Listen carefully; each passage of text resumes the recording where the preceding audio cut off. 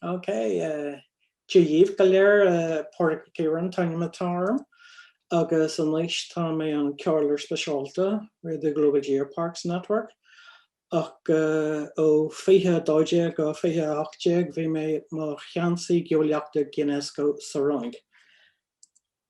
And I want to start really by giving you a brief history of the global geoparks, about what actually they are. So the geoparks kicked off back in the year 2000 at a meeting in Spain where there were 4 founding members. This is a photograph of the location of that initial meeting, and that's some of the delegates who were there. I know some of you may recognize a very young Hart Madesher and a very young Babas Fasolas in that photograph. By 2004, we were invited to UNESCO headquarters in Paris to join with 8 Chinese global geoparks. By then there were 16 in Europe, to create what was called the Global Geoparks Network. And a few months after that, there was an initial, the first international conference on geoparks was held in Beijing. It was my first time in China and I had no idea what to expect. And the last thing I expected was I was asked, would Ireland host the next big conference in 2006? We were treated very well with this sort of a caper going on, which completely took all of us by surprise. So 2006, the Geoparks Roadshow rolled into Belfast. You can see here very young Mary Cowan, who's now director of the Geological Survey in Belfast. And subsequent conferences have been held in Osnabrück in Germany, Langkawi, Malaysia, Shimabara, Japan, St. John, Canada, Turkey in the United Kingdom, and Atomela Branta in 2018. But up until 2015, there was no formal legal link to UNESCO between geoparks and UNESCO. So there's no such thing as a UNESCO geopark or a UNESCO global geopark. That started to change in 2009 when some of the member states of UNESCO suggested that the organization look into a mechanism to formalize the link between UNESCO and the global geoparks. And I was lucky enough for 2 years, 2009, 2011, to be the Irish representative to the General Conference of UNESCO. And you can see here, I'm making a speech urging UNESCO to do just that, to look into this possible mechanism. So in 2013, by which time I was in UNESCO, the Director General created a working group, and this met 7 times up until March 2015. It concluded that the pre-existing International Geoscience Programme be merged with a new entity, the UNESCO Global Geopark, to create a new science programme, the International Geoscience and Geoparks Programme. And that was adopted in November 2015. And at that stage, all the pre-existing global geoparks automatically became UNESCO Global Geoparks. It was a special moment because this is a picture of my flat in Paris, where we're having a pre-working group meeting to discuss tactics to get all this done. It was quite an interesting affair, I can tell you. And very quickly, soon after that, I mean, within a week of all that happening, the UNESCO Global Geoparks was treated by UNESCO exactly the same as World Heritage and the Biosphere Programme. And here am I at the COP21 climate talks in Paris with the head of the Biosphere Programme, with the head of World Heritage, and with UNESCO's climate change spokesman. It was a first for UNESCO to bring in an already pre-existing label. And it was also unique in that it did not involve an international convention or agreement. Now, this was very important because it meant that it wasn't there to impose any legislative restrictions on local communities. It was not going to prevent local people doing and going about their day-to-day business the way they always have done. It's a bottom-up designation, and the involvement of local people is at the heart of UNESCO Global Geopark. And these were very big differences to the other programs, which are very much top-down affairs. So what are global geoparks? This is the definition that we came up with in 2015. It's a single unified geographical area where sites and landscapes of international geological significance are managed with a holistic concept of protection, education, and social and sustainable development. And so while a geopark must have a geological heritage of international significance, and of course I'm very much aware that Joyce country most certainly does, the purpose of a geopark is to explore, develop, and celebrate all the links between the area's geological heritage, its natural heritage, cultural heritage, and indeed its intangible heritage, its folklore, its language, all of these things. I'm sure there are many places in Joyce's country that the place names relate somehow to the geology, just as we find all across the world. And as I mentioned, they are not protected areas, but the main sites, those sites that give a geopark the international significance, should have some sort of legal protection. So in terms of the UNESCO designations, as of today, we have 1,121 World Heritage Sites. We have 714 biosphere reserves. These two programs have been going on since the start of the 70s.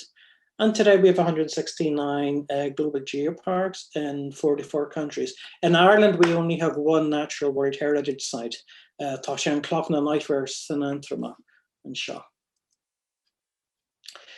And geoparks are people. This is the fundamental concept. They're about people. They conceptualize community participation so that the local community aren't just local stakeholders, they are actually the geopark itself. It's about building that sense of community ownership, empowerment, that's the sense of pride, sense of place. Global geoparks consider their residents as geopark ambassadors, and you can see this is in Japan, and the two ladies in the front with the colored t-shirts have the logo of their geopark, and they are geopark ambassadors, they're tour guides. They also go into schools to talk to the school children as well.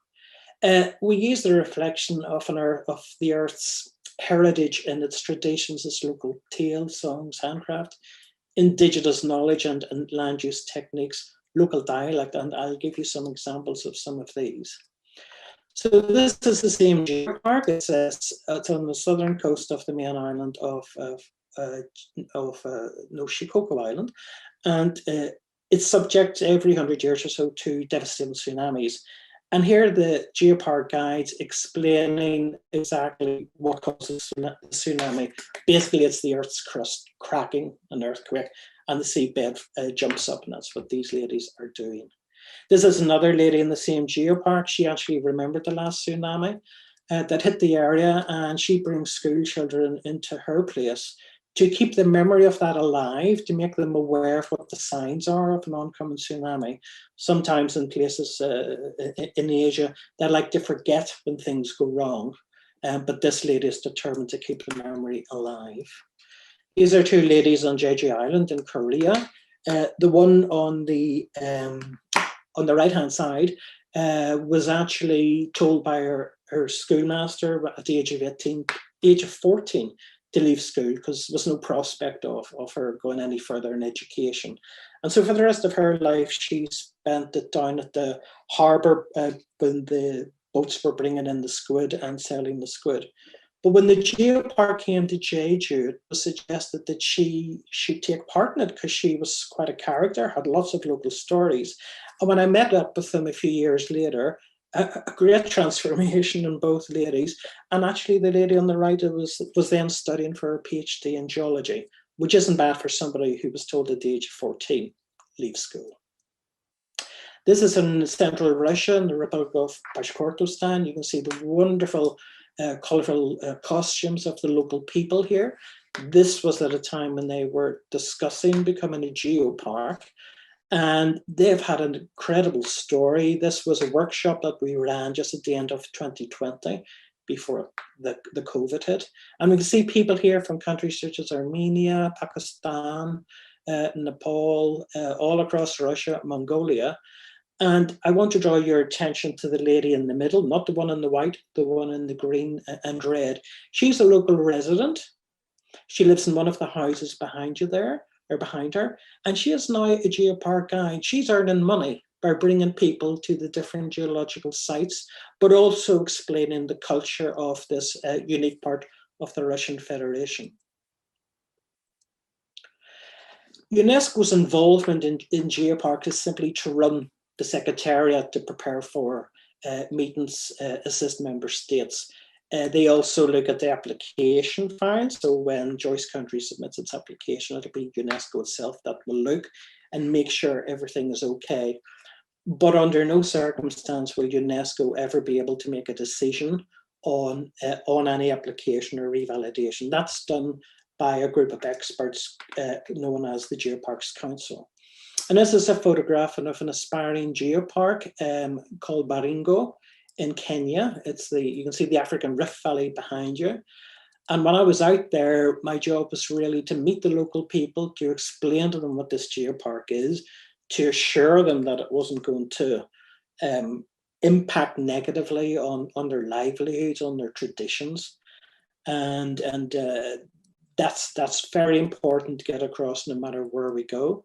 This was a similar meeting in the Gobi Desert of Mongolia. This is the local authority, basically talking about the same issues. Same we did in Popa in Myanmar. Here they have wonderful fossil trees, extraordinary things, but they really have no idea what to do with them. So we're trying to advise them how best to look after them. And it's good that these kids already know that they do live somewhere special because of these fossils, and they really do want to look after them, and they want to know how to do it best. In Central Asia and Uzbekistan, this is on the border with Tajikistan. It's a very impoverished area, but they do have some wonderful geology and landscapes, of course, but this is the kind of conditions that the local people live in. It's very, very impoverished. But again, they know that they have something special. And it's always the way, and we know it ourselves in Ireland, that sometimes the more impoverished an area is, the more welcoming the people are. And really, a great memory of that visit was sharing the food with people here. More or less, they've often, but of course, they wanted to share it. And that's the spirit of a geopark. It's really our responsibility now to help these people to fulfill their dream to become a UNESCO Global Geopark. And of course, there are many opportunities as well. Every geopark must be a member of the GGN, the Global Geoparks Network. This is an active dynamic network of cooperation, and we have regional networks such as the European Geoparks Network. They meet twice a year. In Europe, there are many funding opportunities between geoparks through the European Union. And of course, ideas, experiences are always shared. This is an existing a new geopark in Ngorongoro in Tanzania with the local people. This is a women's cooperative, a craft cooperative in Kashim in Iran.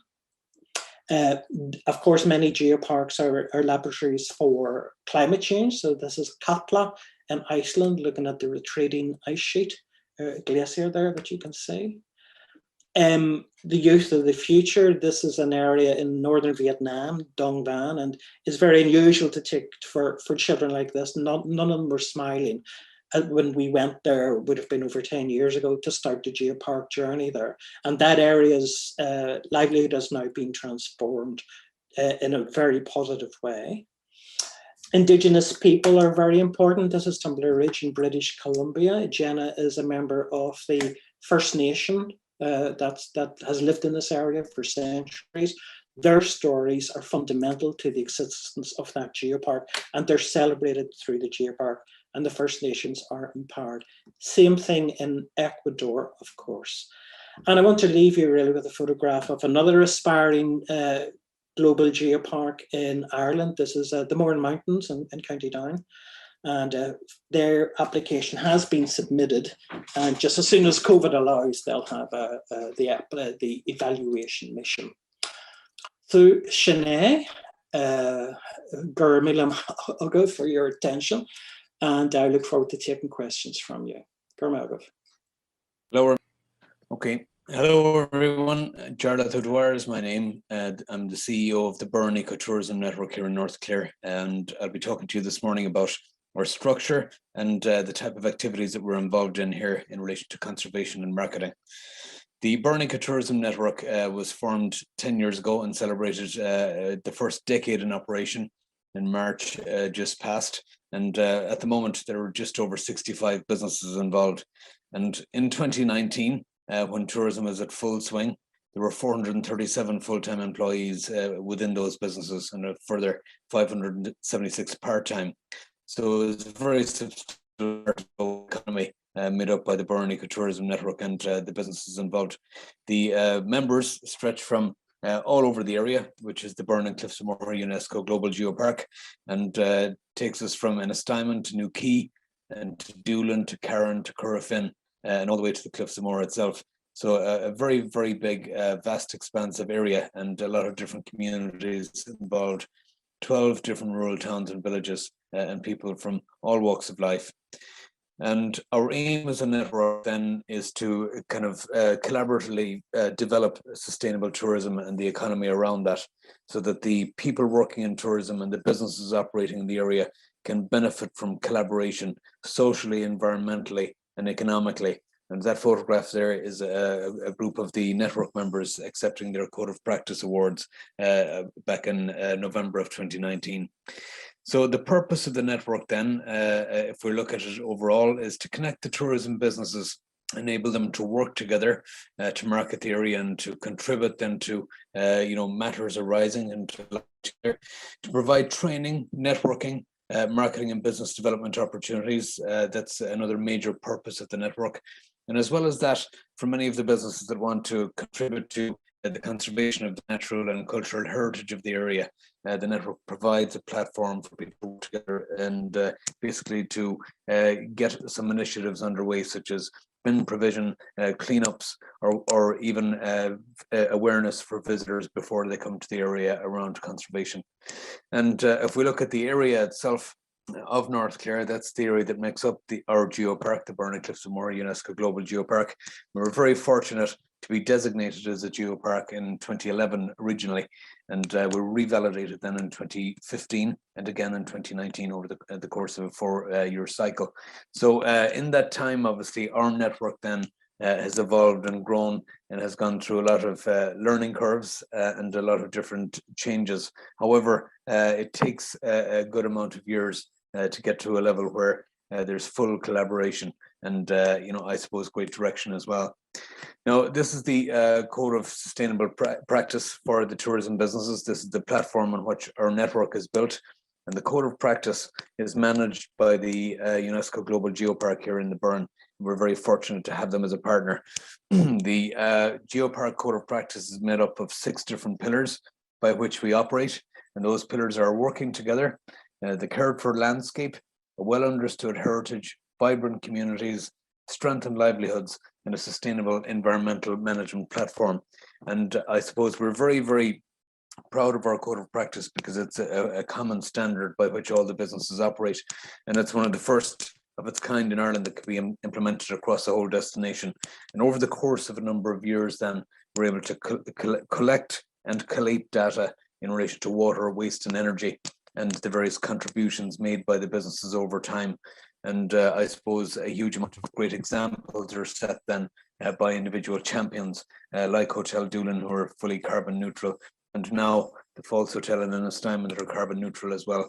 Several of the other businesses generate electricity, for example, using solar and indeed using wind power. And many of the businesses then operate on water harvesting, water conservation, and are very, very careful about waste management. So it does kind of create a great domino effect in terms of example. So moving on from there, in the last decade as a network, we've been fortunate as well. And we have won some awards like the Foodie Towns of Ireland 2015. We won a National Geographic Award then in 2016, and then the European Destination of Excellence Award in 2016 as well. And most recently then, we were awarded the Lonely Planet for Community Tourism. That was the Best in Travel Award. That came in November of 2020. So we're very, very pleased with that because it showed us that collaboration had been very valuable. And as well as that, it gave members around the area a great deal of confidence and many of them got another reminder of reasons why are part of a network. So we use that and these various accolades in our marketing and our messaging around the world, around the country. Myself then as the CEO, we're involved in the ongoing moment. There are 4 professional contracts that I deal with directly, and those contracts are focused on content creation, focused on and food development. Also, part of the management role is focused on member retention and recruitment of new members, giving people reasons why they should join, and as well as that, ensuring that those that are part of the network already are getting tangible value from their being involved and from their paying fees. And as well as that, part of the role is the code and adhere to. That's an ongoing part of the job, basically, and ultimately all members submit their code of practice every 2 years, and that allows us then to track their progress and their performance over that time. It's like the leaving cert at the end of the year when people submit and put all their various continuous assessments in, so it's a big process.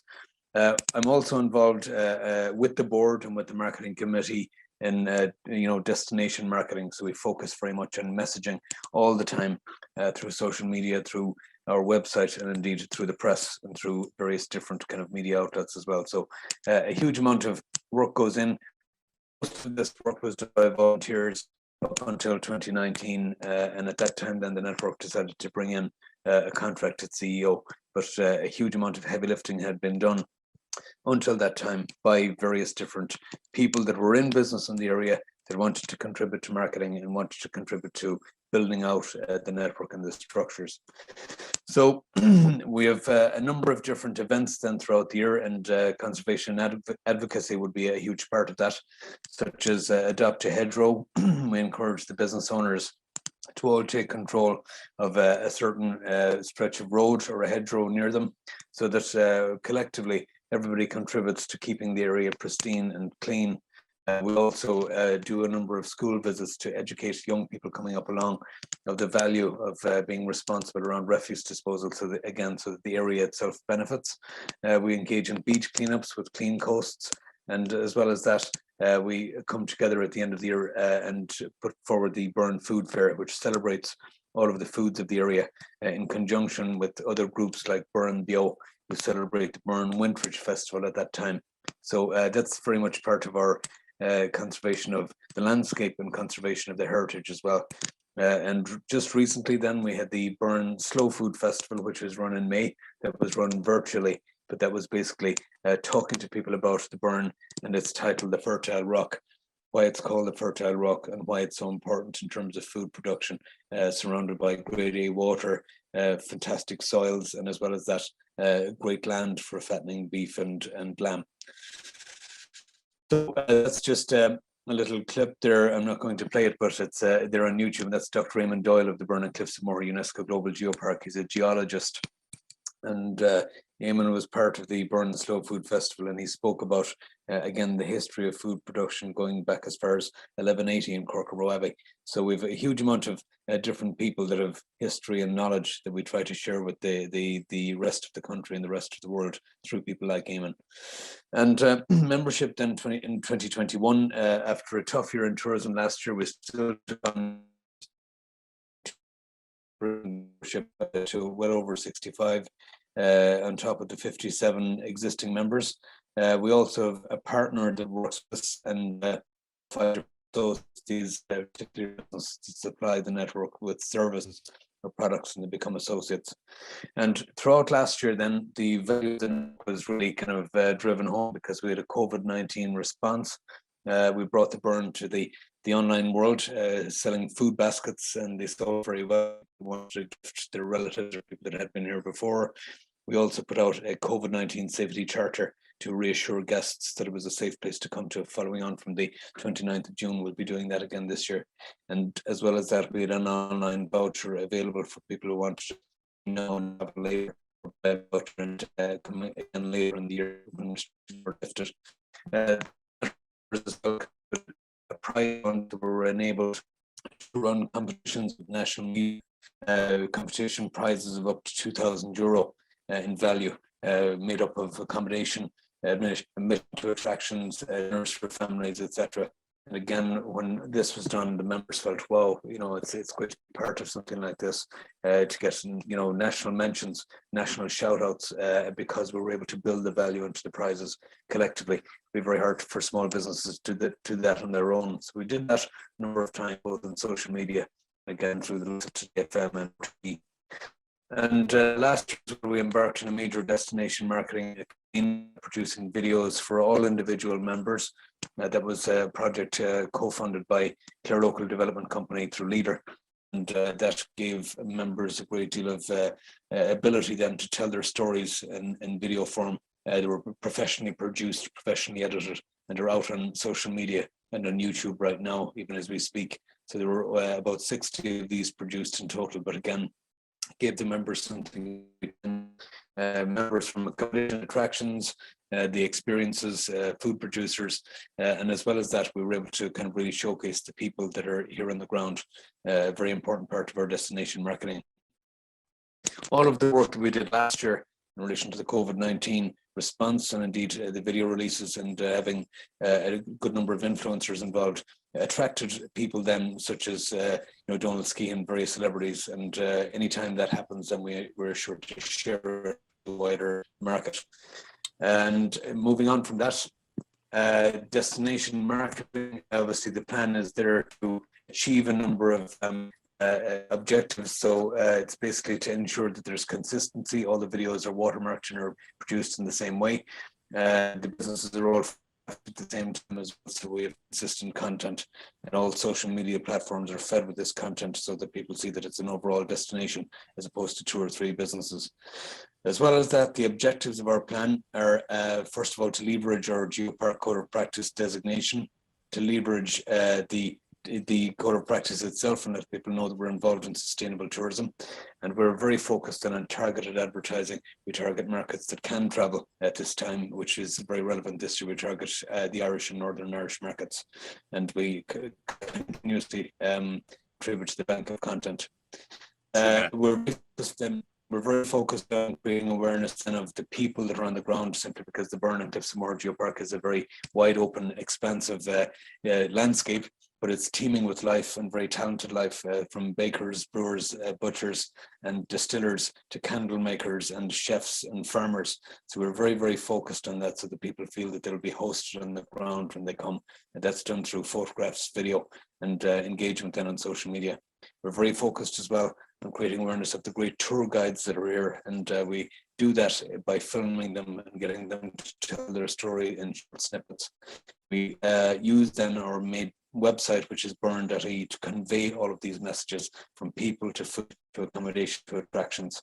And burn.ie is something that we're constantly investing into, bring it to life. It even has an e-commerce function now that we're selling online, our baskets, our vouchers, and Burn Dinners, the book that was launched a couple of years ago. And our social media targets then are, our main aim is to dramatically grow the reach all the time by defining the personality of the Burn as a major target of ours, to introduce the people of the Burn and to showcase the region. That all traffic to burn.ie, and to in turn get bookings. And we're very close to Tourism Ireland and Fáilte Ireland. They're very, very good to share our content. We're always sending them stuff for special interest groups and events, and do our announcements with them. The network then is funded through membership fees, Clare County Council, Leader, and as well as that through local councillors and sponsorships. We're constantly recruiting new types of funding. That's us achieving our Lonely Planet Award. And this is a typical day in the life of the Burren Ecotourism Network, meet every single week through various subgroups. And I suppose this is my last slide. This is just a copy of Burn Dinners and one of the local farmers holding there this Donald Monaghan. So he's very proud of his involvement with that book, as are all of the different members that contributed to it at the time. Thank you very much. Any questions? Good morning, everyone. Speaking to you from Mi'kma'ki, the unceded land of the Mi'kmaq in Nova Scotia, Canada. And I wish very much I was with you in Ireland. Today, I'm going to be giving you a synopsis of geoparks in Canada, our geological storylines, or more of the art of science of delivering them, Indigenous storylines and their ownership, community ownership, the key to success for geoparks. Geoparks and sustainable rural economic development, and of course, challenges, which we all have and will always have, and how to meet them. So in Canada, as of 2020, Canada has 5 UNESCO Global Geoparks. We have 6 more aspiring geoparks working towards their applications. The distance from Tumbler Ridge, UNESCO Global Geopark in the west, to Discovery in Newfoundland in the east is 6,000 kilometers. It's a vast territory. This is almost a distance from Dublin to Jerusalem. Canada has approximately the same land area as Europe, with 81 UNESCO Global Geoparks, and China with 41 UNESCO Global Geoparks. The diversity and size of Canada obviously calls for more global geoparks in the future. Our 5 geoparks are Stonehammer in New Brunswick, which became a geopark in 2010 before they were officially a UNESCO program. It was Canada's and North America's first global geopark. Tumbler Ridge followed in 2014, Percé in 2018, Discovery and Clissofundy together in 2020.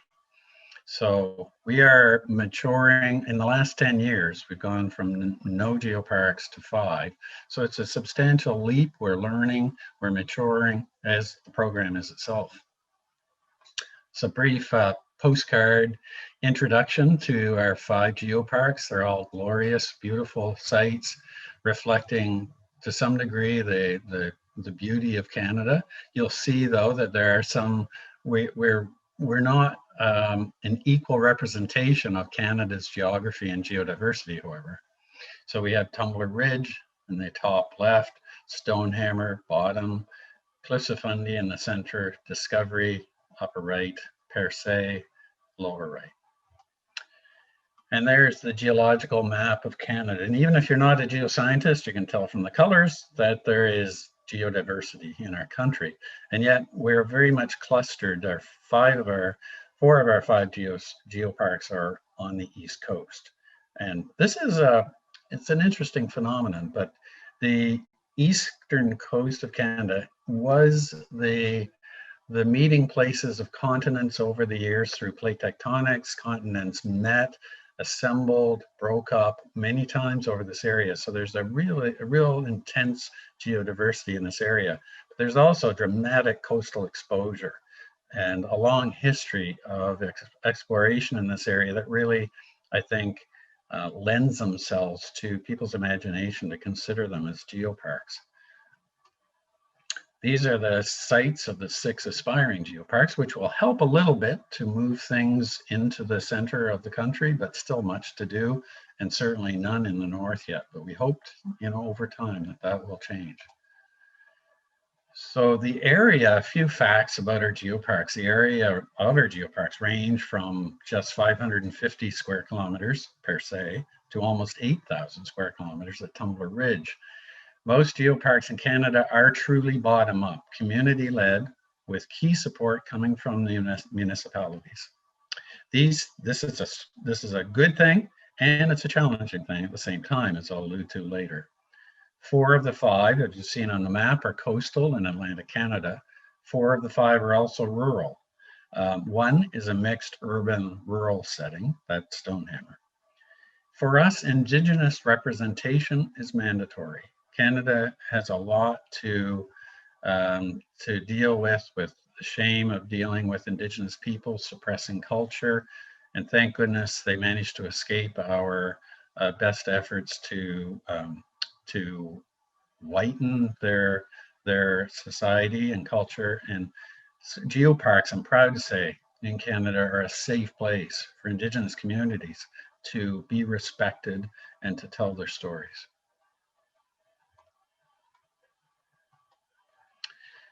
On that point, this is a quote from the Mi'kmaq Confederacy in Nova Scotia.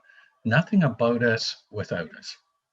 The Indigenous people own their stories. Many of these stories are known to non-Indigenous people, but it doesn't make, that transference of knowledge doesn't mean that they transfer the ownership. So it's really important to acknowledge this. Respect is the way forward. as far as Indigenous engagement. Now, in Ireland, you may say, well, the Gaels are the Indigenous people, but even there, you have rural people, you have people who are the holders of folklore, traditions, and the same respect goes for them. And I think the same storytelling authenticity comes as well from those people. When it comes to geology, I'm not going to bore you with the geological stories of each geopark. That's sacrilegious perhaps to say as a geoscientist, but I do want to share with you some approaches to telling the story. Geologists are really translators of the Earth's story. And sometimes we're not good translators. We just speak to ourselves in our own language without translating that story well to other people. I recently compiled an interpretation strategy for the Cliffs of Fundy Geopark in Nova Scotia, and I tackled that head on, the need to speak in accessible language. So I struggled with this, and I really come up with a strategy that I think really works, and that is to have a short storyline for the geopark to be used in interpretation, education, and marketing. It essentially is the story of who you are. It's not just geology, but you do need a longer and more comprehensive geological storyline. This is required of UNESCO and the Global Geoparks Network. It will be required in your application, but it is not the story that you convey when you're marketing, when you're telling who we are, because that includes the culture, it includes the people. And if you have that very succinct, short storyline, then it is seamless across all these different platforms of interpretation, education, and marketing. Visual to just convey what I just said. The geological storyline needs to be more comprehensive. It includes topics that contribute to the geological diversity and the geoheritage of the geopark. And it must also include at least one aspect or a geosite of international significance when it comes to the UNESCO Global Geoparks program. Looking at community impacts across the country of our various geoparks, they're really quite different. And it's not surprising, each one has a different setting. Tumbler Ridge is in remote British Columbia, provides year-round stability to the on and off coal mining industry. It's either boom or bust, feast or famine. And the geopark provides this continuity through those trough times. And of course, it benefits from the peak times as well. The town of Tumbler Ridge has unified its branding with the geopark. Its identity is the geopark. At Percé, this is another unique setting, and this is on the Gaspésie Peninsula of Quebec. It is led by a local co-op. So 24 local entrepreneurs all contributed money to kickstart the Geopark initiative. They put their own money forward.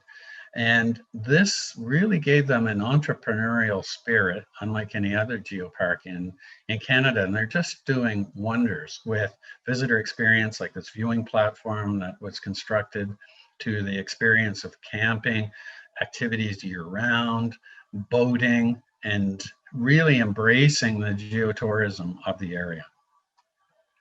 Stonehammer is the one geopark, our first geopark, and is the one that embraces a city, St. John, New Brunswick. And so it's less easy to identify the economic impact on the geopark or of the geopark. But certainly there's no argument that hosting the International UNESCO Global Geoparks Conference in 2014, it brought in approximately 1 million euros to the city of St. John, which is not insignificant. Stonehammer uses discoveries of paleontological, new paleontological discoveries, especially those by everyday people in the community, to really raise the profile of the geopark itself. In Nova Scotia, the Cliffs of Fundy Geopark is a spectacular, world-famous geological location. And it has brought in, during the pandemic, had a lot of coverage, media-wise, and we were assisted by the Canadian Commission for UNESCO in this, and so too did Discovery in Newfoundland. And it increased awareness even in the regional area and within Nova Scotia of people about this area. Some people had never been, and it's really grown. We had actually during the pandemic had, for instance, the provincial park atop the seascape vista there at Five Islands was fully booked all year. You could not get a campsite. So we are persevering even in these tough times. Discovery Global Geopark is very much community-led, and this is in Newfoundland and the Bonavista Vista Peninsula. It has very remarkable entrepreneurial people leading it, people like John Norman of Bonavista Vista Living, and it is one of the few rural areas of Newfoundland to experience growth in the past few years. So it is on a sound footing as well. I've referenced the pandemic, and we have a mixed bag of success and not during the time. 3 of the 5 geoparks report increases in tourism as residents look for outdoor activities, and the UNESCO Global Geopark brand was really helpful in that regard.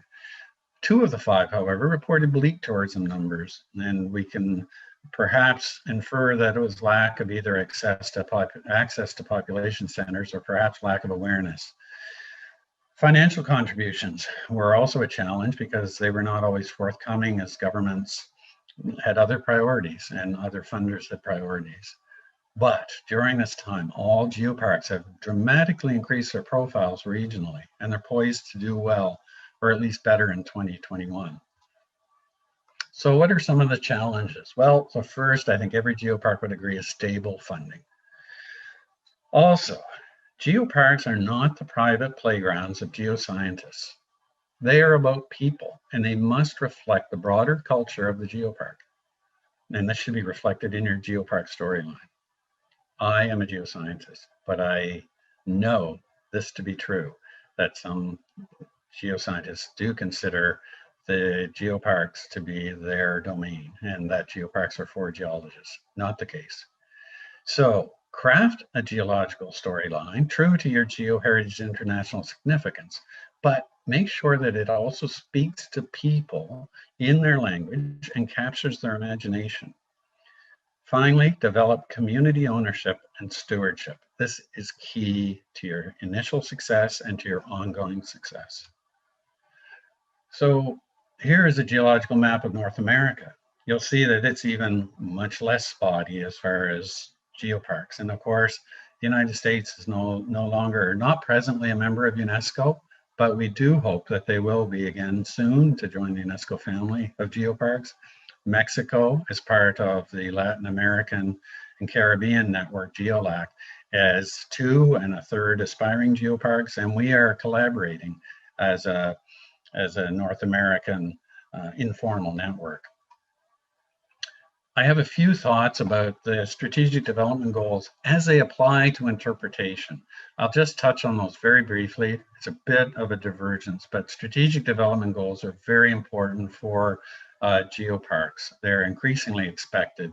And some of these may tie in with your geopark, but your geopark or your country or your region may have specific sustainable development goals that are not the same 8 priority sustainable development goals earmarked by the Geological and Geoparks program.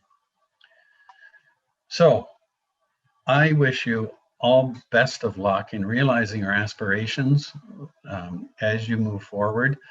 Ireland has much to offer. Obviously, you know this already, or the conference wouldn't even be being held or sponsored. And finally, I would just like to say, if you can tolerate my Irish Gaelic from a Scottish Gaelic cousin, good rama agaf.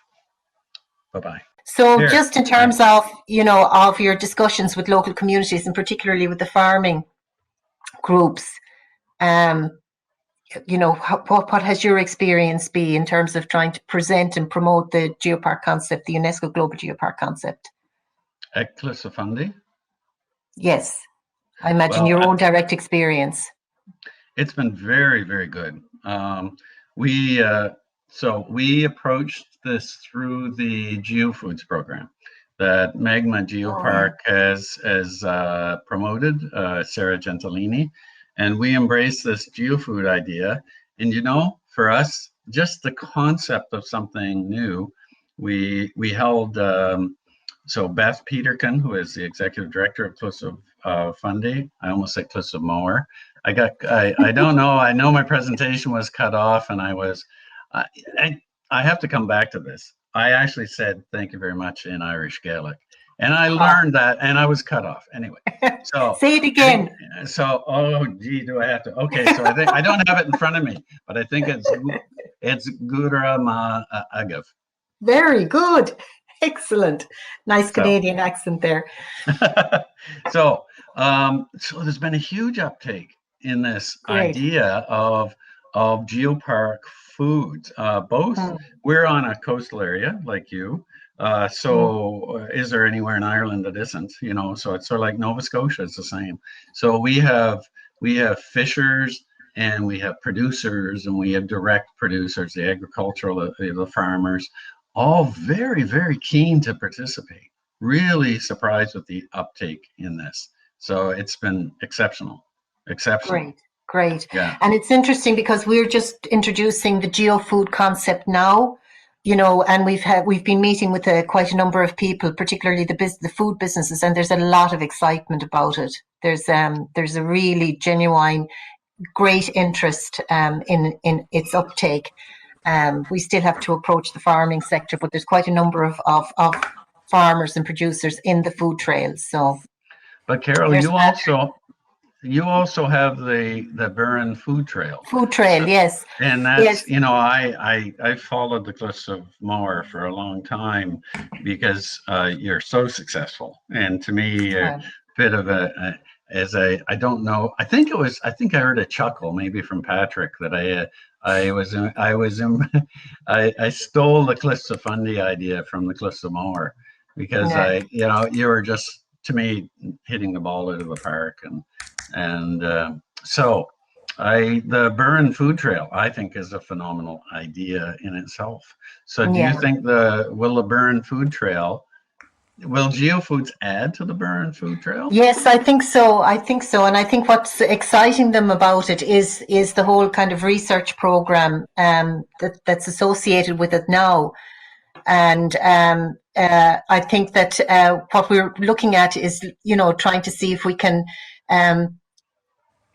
measure, you know, the economic impact of the potential economic impact, the current economic and the future potential economic impact of food production in the Burren. But what they're excited about as well is that it's an international brand, and that it will tie us into lots and lots of other geoparks. It also reinforces the whole geopark connection, the connection with the geology, etc. So, yeah, the food trail are the people I've been talking to at the beginning. I hope Jarlath can join us because he'd give us some insight into that from their perspective as well. But it's a very, very interesting project, and we're very excited about it. Michael Hegarty wants to know what, Patrick, would you say is the biggest single challenge for geoparks going ahead in the next 10 years? Well, COVID has proved to be quite a challenge this last 18 months, of course. I think going forward, the main challenge, certainly from the, if you like, the institutional perspective of UNESCO, is the fact that there's a very great unequal geographic distribution of geoparks. So while we certainly have lots in Europe and East Asia, South Latin America as well now finally, and indeed Canada, there are only 2 in the whole of Africa, and none in the Arab region at all, none in India, none in Australasia, none in the Pacific Islands. And I know that, I mean, for UNESCO, Africa and the small island developing states are really the priority. So it's really, we want to make sure that we can help those areas. And thankfully this year, for the first time, the Global Geoparks are offering grants to aspiring geoparks in the African and Arab regions, and four areas have been chosen, and they'll be given 2 mentors now who will go to those areas and help them develop geoparks. I think also the networking that is so central to geopark become a greater challenge the bigger the network becomes. Because I mean, I can remember back in the early days of the European Geoparks network, we remember maybe 15 or 20 people meeting, you know, and that was very, very manageable. And now when you have upwards of 160 people trying to meet twice a year, that gets a lot more problematic. And, you know, at those early meetings, everybody knew each other and didn't just know each other, they knew each other very, very well and got to trust each other. And that really helped people develop projects. Now with it getting so big, that becomes a challenge as well. So I think those are the big things. Finally, the one thing we always have to be careful about, of course, is we need to remember that these are bottom-up projects. And so many countries in the world, of course, are very much top-down. And we need to make sure that we respect the philosophy of the geoparks as being bottom-up and try to really make sure we maintain that as much as we can. I don't know, what about you, John? Would you have, and Carol, you'd maybe have your own views on that as well?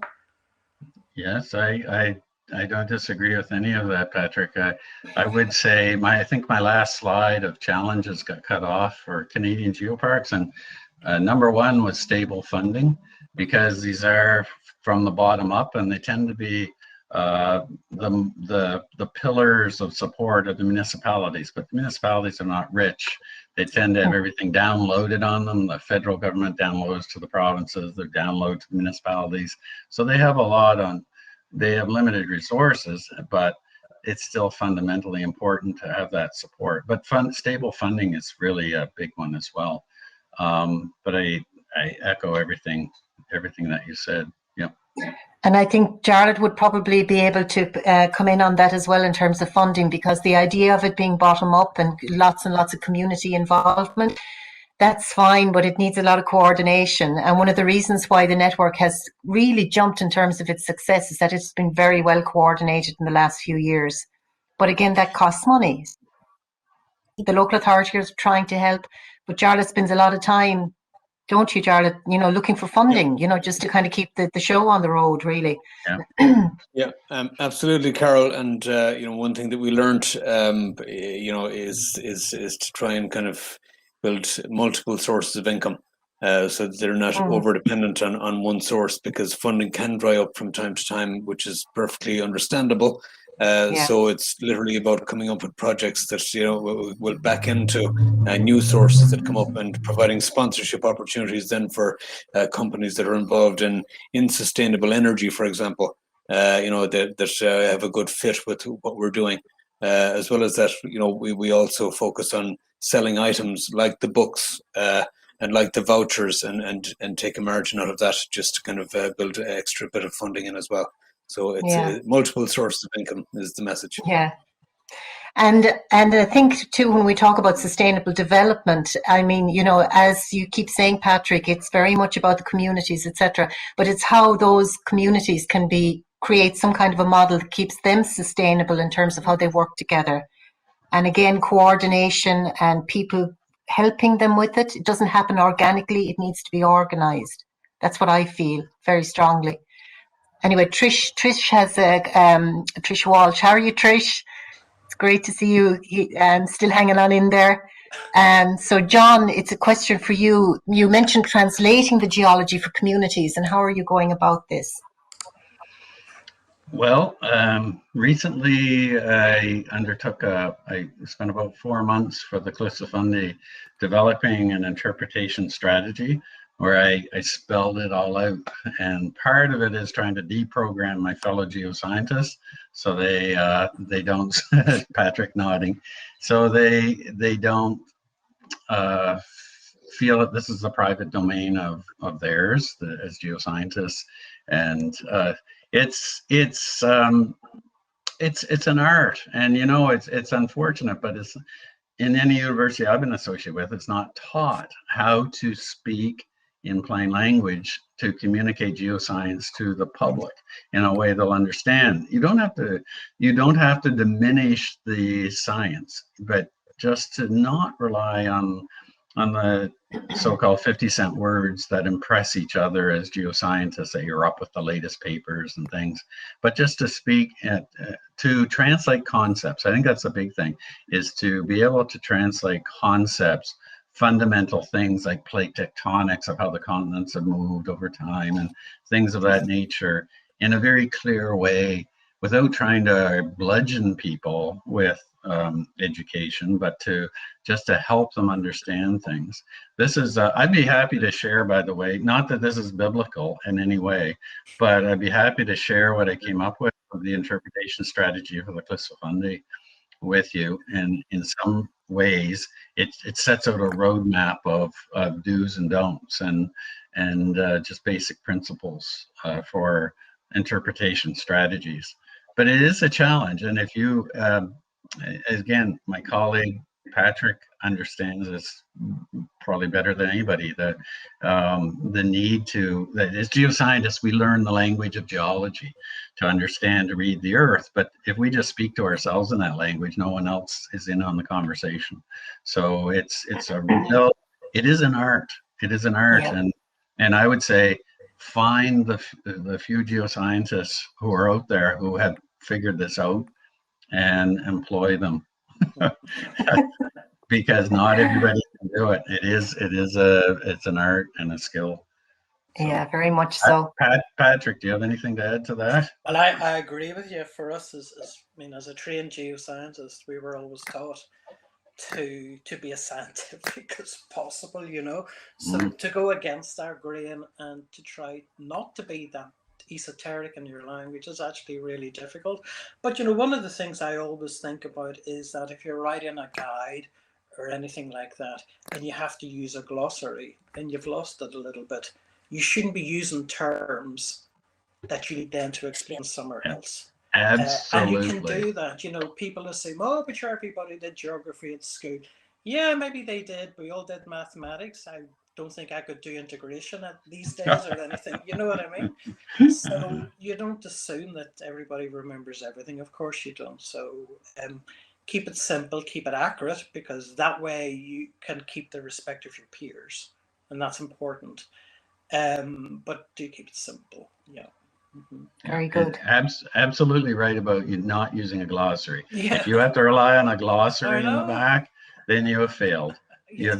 You've not done your job. Yeah. So yeah. And the other thing is about science, we learn to not be expressive, to not be emotional in our language. When we're writing a paper, no, you can't say you're excited or anything. So you tend to talk in this very subdued way. And you have to throw those shackles off. Be excited. Be excited in your interpretation about how wonderful or fascinating or. No, you're right, because as Alan from Photos Devours just said in the chat there, I mean, we are the tellers of the most incredible stories. Absolutely. The most incredible stories, like really and truly. When you think about it, the history of the earth, it's amazing. Where everything starts from. Yeah. Where all the stories begin. Yeah, so just in terms, we've only a few minutes left, 3 minutes, but one of the things that I feel strongly about sustainable development is the necessity to develop really strong partnerships with all of the actors involved in development, in geoparks. So it's not usually, so say if you're a geopark that's like us, that's managed by the county council, the local authority, there's also other players in the field that you have to develop relationships with. Not just community groups and local businesses, but also people who run other aspects of the territory that you're operating in. So do you have any comments on that? On the best way to begin those relationships?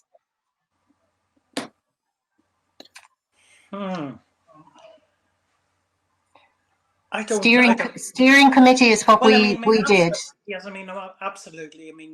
That's exactly right. Your management board or your advisory board should be reaching out to all the stakeholders in your area to try to involve them if they want to be involved. Shouldn't be in any way exclusive.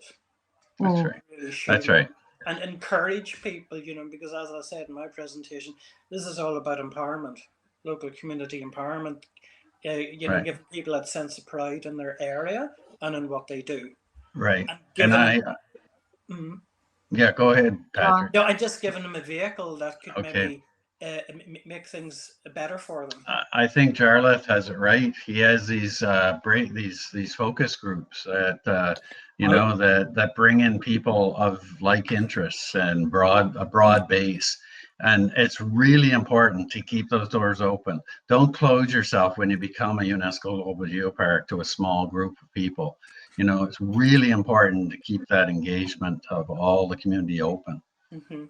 Well, the subgroups as well acknowledge people that have had careers already, but want to keep contributing. As I said, some of them have brilliant experience in finance and want to continue engagement in that area, and similarly with people that have been interested in marketing or e-commerce. So that acknowledges them and involves them, and they have a sounding board every week. It keeps their mind active, and as well as that, they feel that they're contributing to the community and its sustainability in the long run. That's exactly, and that's ultimately it. So we've only got a few seconds left. So I guess I apologize profusely for not being able to figure out where I should have been and at the beginning. So and I'm sorry I didn't get the opportunity to introduce you. But anyway, we've all been able to say our piece. So thank you very much. We're very useful, Carol. Okay. So and on to the next session then.